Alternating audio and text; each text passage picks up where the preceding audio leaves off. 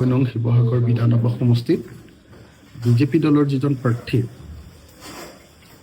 কুশল দুৱৰী ওৰফে জয়ন্ত হাজৰিকা তেওঁৰ প্ৰাৰ্থিত্বক লৈ আমি আপত্তি দৰ্শাইছিলোঁ।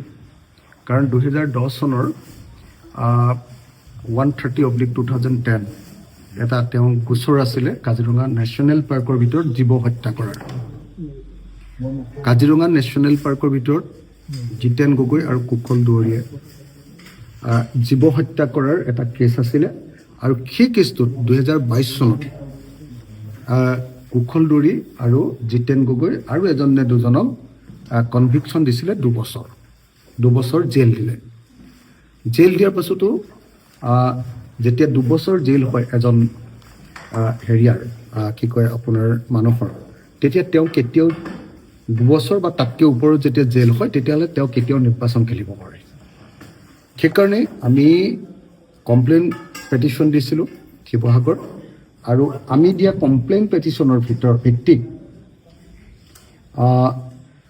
ইলেকশ্যন যিজন বিষয়া আছিলে সেই বিষয়াগৰাকীয়ে বিষয়টো তদন্ত কৰিলে, আৰু তদন্ত কৰোঁতে তেওঁলোকে তাৰ উত্তৰ দিবলৈ সক্ষম হোৱা নাই। কুশল দুৱৰীৰ পক্ষই উত্তৰ দিবলৈ সক্ষম হোৱা নাই।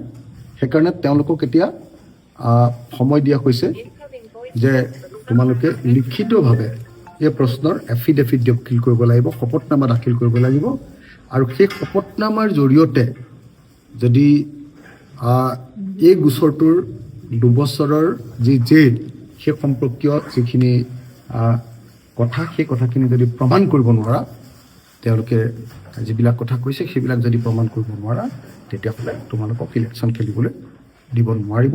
এই কথাটো আহি যাব। গতিকে এই মুহূৰ্তলৈকে স্থগিত হৈ আছে। এই মুহূৰ্তলৈকে তেওঁৰ কি কয় আপোনাৰ একচেপ্ট হোৱা নাই, তেওঁৰ নমিনেশ্যন এতিয়ালৈকে গৃহীত হোৱা নাই।